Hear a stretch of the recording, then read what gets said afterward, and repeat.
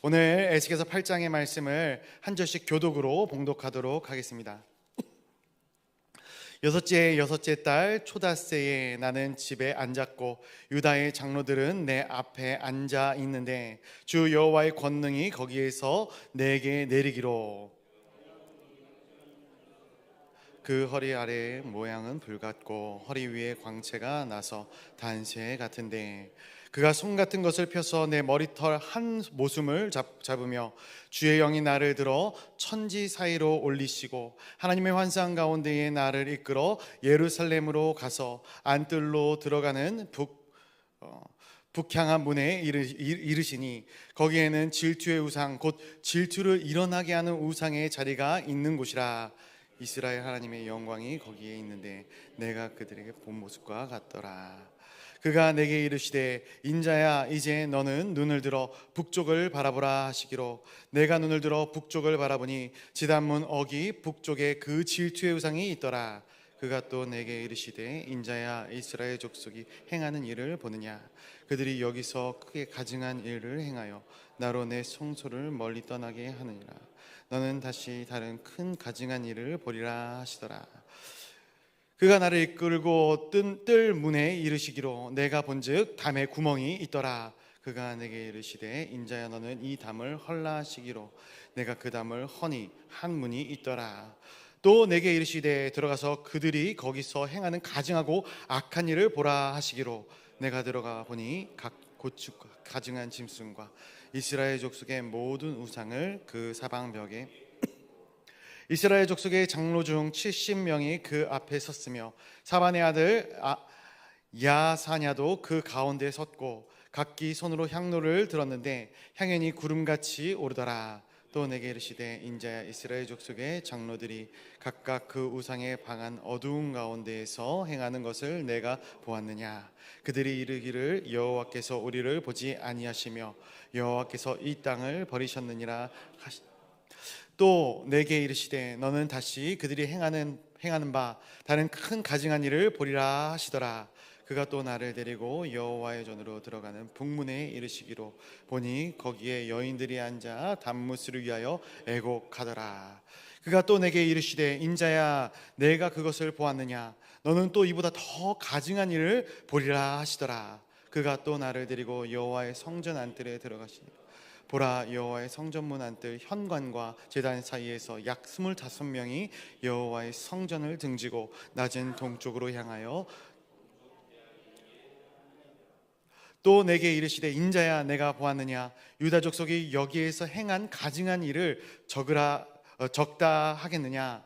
그들이 그 땅을 폭행으로 채우고 또 다시 내 노여움을 일으키며 심지어 나뭇가지를 그 코에 두었느니라. 그러므로 나는 분노를 갚아 불쌍히 여기지 아니하며 긍휼을 베풀지도 아니하리니 그들이 큰 소리로 내 귀에 부르짖을지라도 내가 듣지 아니하리라. 아멘. 아멘.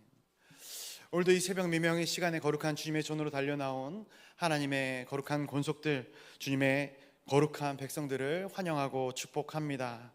우리 에스겔서를 계속해서 같이 나누고 있습니다. 특별히 오늘 8장의 말씀을 함께 읽었는데 너무도 안타깝고 슬픈 이 상황과 환경 가운데 주시는 하나님의 말씀을 우리가 깨닫고 또 우리의 삶 가운데 온전히 이 말씀을 새기기를 간절히 소원합니다. 우리 1절 말씀을 한번 같이 보도록 하겠습니다. 1절 말씀입니다. 같이 보겠습니다. 시작. 여섯째 달 초닷새에 나는 집에 앉았고 유다의 장로들은 내 앞에 앉아 있는데 주 여호와의 권능이 거기에서 내게 내리기로. 아멘. 여섯째 달 초닷새에 하나님께서 에스겔에게 임하십니다. 특별히 유다 장로들과 함께 있는 이 자리에서 에스겔에게 임하시는 것이죠. 하나님께서 이 에스겔을 들어서 무엇을 보이시는가? 왜 하나님께서는 이 이스라엘을 심판할 수밖에 없었는지, 왜 하나님이 그러한 일을 행할 수밖에 없었는지를 이 에스겔을 끌고 가서 현장으로 보여주시는 것이죠. 우리가 이미 나눈 말씀이지만 하나님께서는 에스겔을 두발 강가에서 부르십니다. 그리고 그곳에서 하나님은 이 에스겔에게 자신의 영광을 보이시죠. 영광을 보이는 것만으로 끝났으면 좋겠지만 아니죠. 여기서 이 에스겔의 사역이 시작이 됩니다. 무려 490일간 이스라엘의 죄를 뒤집어 쓰고 있습니다. 그로부터 지금이 14달 정도가 지났기 때문에 이 390일이라는 기간이 끝나는 시점이 아닌가 생각이 됩니다. 그의 소명이 끝나는 이 390일이라는 기간이 끝난 이 시점에서 하나님께서는 에스겔을 환상 가운데 들러 이끄시어 예루살렘으로 데리고 가고 계시는 거예요.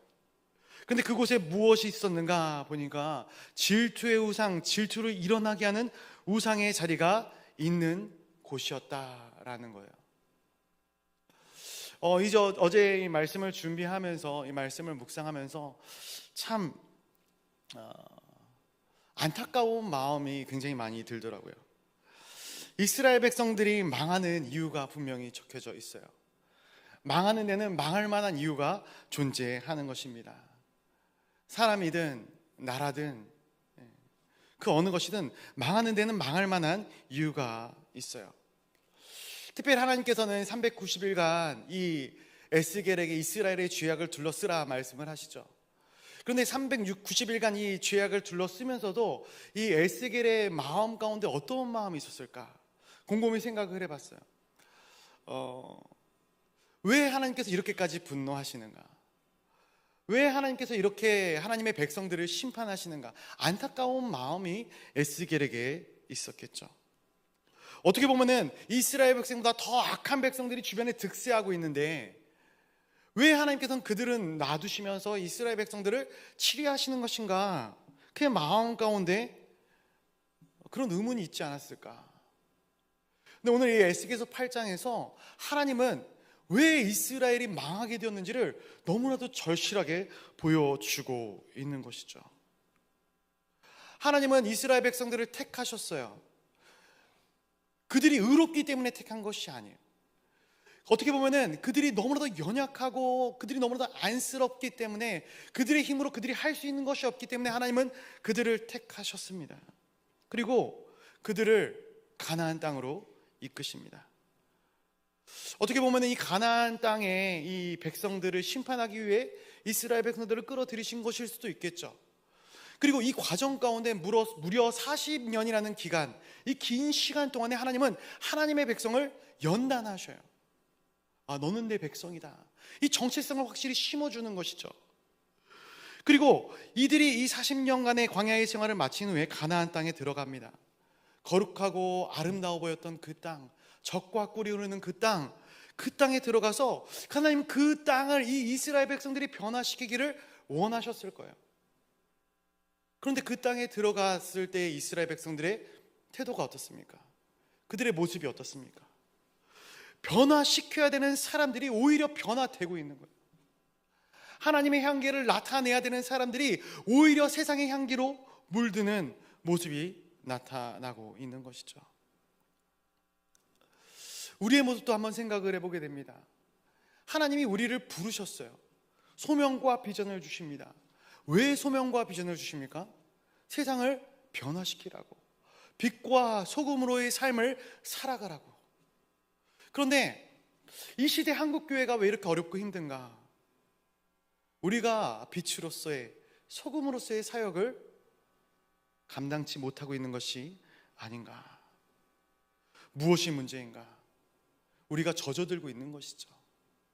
세상 가운데로 하나님을 믿는다 하지만 세상의 가치관으로 젖어들고 있는 것이에요. 우리가 어디에 서 있습니까? 질투를 일어나게 하는 우상의 자리에 서 있고 그 우상이 우리 앞에, 우리의 마음 가운데 있는 거예요. 5절 말씀을 한번 같이 보도록 하겠습니다. 5절입니다. 시작. 그가 내게 이르시되 인자야 이제 너는 눈을 들어 북쪽을 바라보라 하시기로 내가 눈을 들어 북쪽을 바라보니 제단문 어기 북쪽에 그 질투의 우상이 있더라. 어디에 이 질투의 우상이 있었다 얘기합니까? 북쪽을 바라보니 제단문 어기에 이 질투의 우상이 있었다라는 거예요. 제단문에 있습니다. 제단문 어기에 있습니다. 하나님의 성전에 우상이 들어서 있는 것을 보게 되는 거예요. 누가 이 교회, 이 강제상 위에 불상을 올려놨다 생각을 해보십시오. 지금 여러분이 새벽 예배를 드리고 있는데 여기에 힌두 신의 우상이 탁하니 펼쳐 있다 생각을 해보십시오. 얼마나 불편합니까?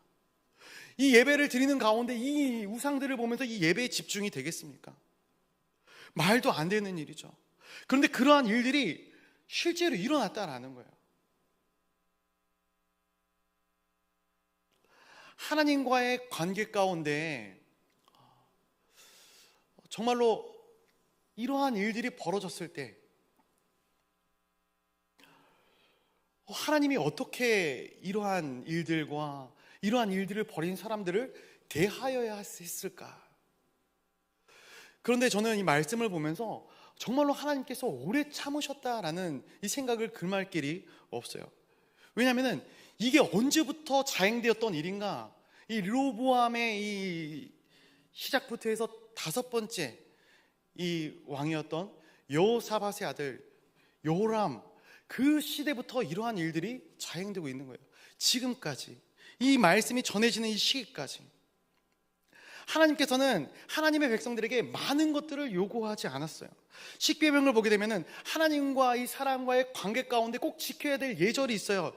무엇인가? 너는 나 외에 다른 신을 섬기지 말라라는 거예요. 이것이 첫 번째 계명이에요. 그리고 이것이 하나님과 우리와의 관계를 온전케 하는 첫 번째 방식입니다. 기본 중에 기본이죠. 그런데 이들이 그것을 어기고 있는 거예요. 어긴 채 끊임없이 살아가고 있는 것이죠. 마치 이런 것입니다. 우리가 결혼을 했으면은 결혼한 상대방에게 집중을 해야 되는 거예요. 남편에게 집중을 해야 되고 아내에게 집중을 해야 되는 거예요. 그런데 결혼을 하고 나서 갑자기 그 다음날 어떤 다른 외간 사람을 데리고 오더니 야, 이제 우리 같이 동거해야 될 사람이야. 이해가 되십니까? 생각만 해도 끔찍한 일 아니겠습니까?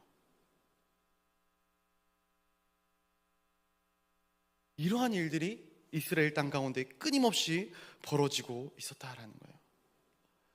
이러한 일들을 참으시는 하나님의 마음이 어떠했을까?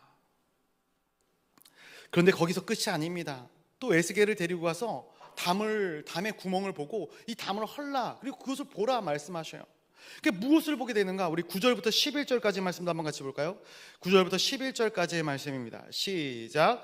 또 내게 이르시되 들어가서 그들이 거기서 행하는 가증하고 악한 일을 보라 하시기로 내가 들어가 보니 각양 곤충과 가증한 짐승과 이스라엘 족속의 모두 우상을 그 사방벽에 그렸고 이스라엘 족속의 장로 중 70명이 그 앞에 섰으며 사반의 아들 야사냐도 그 가운데 섰고 각기 손에 향로를 들었는데 향연이 구름같이 오르더라. 아멘. 하나님의 성전 안에 들어가서 보니까 각양의 곤충들, 가증한 짐승들, 모든 우상들이 그 벽에 그려져 있다라는 거예요. 그려져 있다. 그 이집트에 가면은 피라미드가 있지 않습니까? 이 피라미드 안에 가면은 무엇이 있어요? 이 이집트의 신들을 그려놓는 거예요. 벽에다가 벽화로. 마치 그런 것이죠. 이 가증한 우상들을 그 벽에 새겨놨어요. 하나님이 아닌 것들을 계속해서 그 벽에 새겨놓은 거예요. 어떠한 형상도 만들지 말라 했는데 그 하나님의 전에 그려놓고 있는 거예요. 그런데 이 일에 앞장선 주범이 누굽니까? 이스라엘의 70 장로들, 사반의 아들 야사냐. 어떻게 보면은 민족의 신앙을 이끌어야 될 사람들이, 이 신앙을, 하나님의 온전한 뜻을 증거해야 될 사람들이 이러한 일을 자행하고 있다라는 거예요. 참 반성하게 됩니다. 하나님의 말씀을 묵상하고 그 말씀을 온전히 선포해야 되는 자들이 그 역할을 감당하지 못하고 있어요. 그러니까 나라가 망하고 교회가 망하고 무너지는 모습들을 보게 되는 거예요. 말씀과 삶이 같아져야 되는데 말씀과 삶이 따로인 것이죠. 그래서 지금 이 이스라엘 이 지도자들이 뭐라고 이야기를 하고 있는가? 우리 12절 말씀 한번 같이 읽어볼까요? 12절 보겠습니다. 시작. 또 내게 이르시되 인자야 이스라엘 족속의 장로들이 각각 그 우상에 방한 어두운 가운데서 행하는 것을 내가 보았느냐. 그들이 이르기를 여호와께서 우리를 보지 아니하시며 여호와께서 이 땅을 버리셨다 하느니라. 아멘. 뭐라고 이야기를 하고 있어요? 여호와께서 우리를 보지 않는다. 여호와께서 우리를 이 땅을 버리셨다라는 거예요. 이 말이 무슨 말입니까? 하나님이 없다라는 거예요. 하나님이 어디 있냐라는 거예요. 제사장들이, 목회자가 하나님이 어디 있냐, 이 이야기를 하고 있는 장소는 성전입니다. 그들이 향로를 들고 향연이 구름같이 오르고 그 향연을 받는 주인공이 하나님이 아니라 각종 우상들이다라는 거예요. 하나님께서 지금 이 에스겔을 통해서 그러한 모습을 보게 하시는 겁니다. 또 성전 주변에서 어떠한 일이 일어나는가? 우리 14절과 16절도 한번 같이 보겠습니다. 시작. 그가 또 나를 데리고 여호와의 전으로 들어가는 북문에 이르시기로 보니 거기에 여인들이 앉아 단무스를 위하여 애곡하더라. 16절입니다. 그가 또 나를 데리고 여호와의 성전 안뜰에 들어가시니라. 보라, 여호와의 성전문 곧 현관과 제단 사이에서 약 25명이 여호와의 성전에 등을 지고 낯을 동쪽으로 향하여 동쪽 태양에게 예배하더라. 참 점입 가경이라는 말이 어울립니다. 단무스는 바벨론의 신이죠. 풍요의 신입니다. 이 단무스가 풍요의 신인데, 어떻게 보면 이 뜨거운 여름의 식물이 열에 의해 시드는 것, 이것이 이 백성들이, 이 바벨론 백성들이 이 단무스가 죽어서 이 수올, 지옥에 내려갔기, 지하의 세계로 내려갔기 때문에 그러한 일들이 벌어진다, 이렇게 생각을 했어요. 그래서 이 지하로 내려가는 이 시기의 6일에서 7일 정도를 여인들이 애통하고 애국했다라는 거예요. 그리고 그 안에는, 그 가운데는 수많은 음행의 제사들이 드려졌어요. 또 성전 문 현관과 제단 사이에서 25명이 성전을 등지고 태양에게, 이집트의 라신을 얘기하는 것이죠. 우상을 얘기합니다. 태양신을 섬기고 있었다라는 거예요.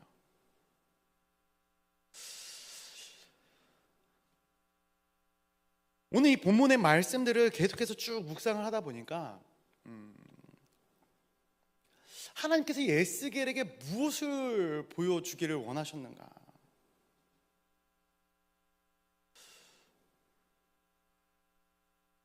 우리는 바알과 아세라를 섬기지 않습니다. 단무스는 물론 라신도 섬기지 않습니다. 이러한 것들을 우리는 성전 안에 들여놓지도 않고, 성전 안에 곤충들을 새겨놓지도 않고, 우상들을 새겨놓지도 않습니다. 그렇죠? 잘 알고 계십니다. 그런데 말씀을 묵상하다가 그런 생각을 한번 해봐요. 그렇다면 이 성전 말고 그리스도께서 거룩한 성전으로 삼아주신 우리의 심령은 어떠할까? 우리의 마음은 어떻습니까?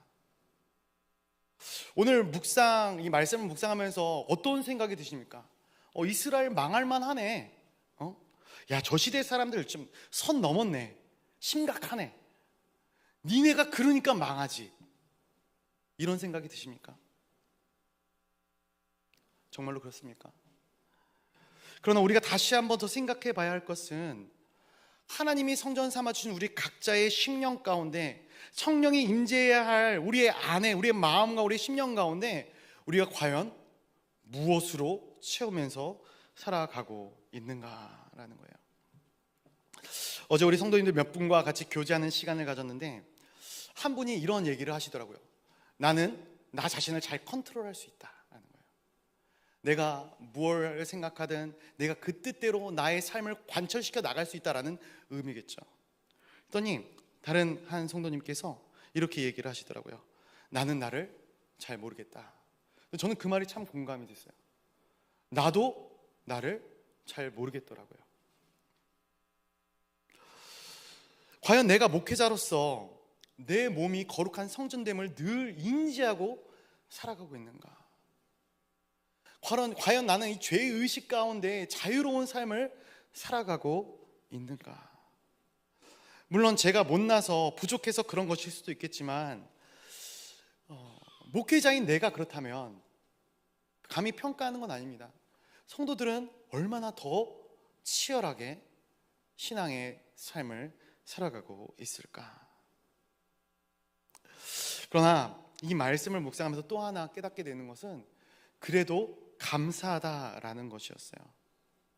하나님께서 이 말씀을 저에게 보이셨다라는 것은, 이스라엘 백성들에게 더하셨다라는 것은, 또 이 시대의 성도들에게 허락하신다라는 것은 기회를 주시는 것 아니겠습니까?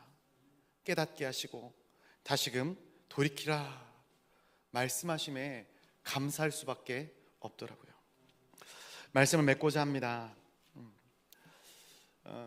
하나님께서 이 에스겔에게 보여주신다라는 것은 전하라라는 거예요. 두루마리를 삼키라라는 것은 삼키는 것으로 끝내라가 아니라 하나님의 권속들에게 전하라라는 것이죠. 사랑하는 성도 여러분, 우리의 몸은 하나님이 거하시는 거룩한 성전임을 기억하시길 바랍니다. 우리의 몸에, 우리의 거룩한 성전에 우상들이 아로새겨져 있고 질투의 우상들을 세워놓고 그 가운데 향연으로 절하고, 얼마나 하나님께서 슬퍼하시겠습니까? 말씀을 듣는 우리가 그 모든 죄악된 것들로부터 떠나야 되지 않겠습니까? 우리가 인지하지 못했던 이 모든 부정한 것들을 예수 그리스도의 피로 씻기고 하나님께 영광 올려드리는 빛과 소금 같은 삶을 살아야 되지 않겠습니까? 저는 우리 동강의 모든 성도님들이 그러한 삶을 선택하고 그러한 삶을 주님의 뜻 가운데, 이 땅 가운데 관철시키는 하나님의 거룩한 권속들이 되시기를 간절히 소원합니다. 같이 기도하며 나아가도록 하겠습니다. 이 시간 우리에게 주어진 말씀을 붙들고 기도할 때에 하나님의 말씀이 내 삶 가운데 들려지는 것으로 끝나는 것이 아니라 내 삶을 통하여 아름답게 이루어지는 은혜가 있게 하여 주시옵소서. 같이 기도하도록 하겠습니다. 교회와 가정 그리고 선교사님과 환우들을 위해 기도하시고 또 각자가 가져오신 기도의 제목들을 놓고 기도할 때에 우리 이 시간 온 마음과 뜻을 다하여 주님 앞에 주님의 크신 이름을 한번 힘껏 부르짖고 기도의 자리로 나아가도록 하겠습니다. 주여,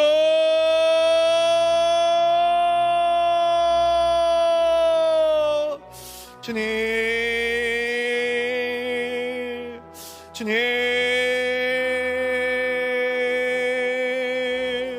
너무나도 부족하고 연약한 우리가 하나님 이렇게 주님의 거룩한 존전을 달려나와 예배하며 하나님의 말씀을 들을 수 있는 것이 은혜임을 이 시간 고백합니다.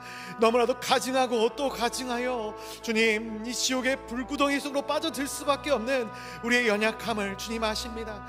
그럼에도 불구하고 또 한 번 또 다시 한번 참으시고 오래 참으심으로 말미암아 부족한 이 죄인을, 이 부족한 연약한 권속들을 하나님의 따뜻한 은혜로 성령의 충만한 역사심으로 감사심에 감사를 드립니다. 이 시간 하나님의 거룩한 뜻과 은혜들을 다시 한번 묵상하며 우리의 모든 죄악들을 토로하며 나아가는 복된 시간이 있어지게 하여 주시옵소서. 주님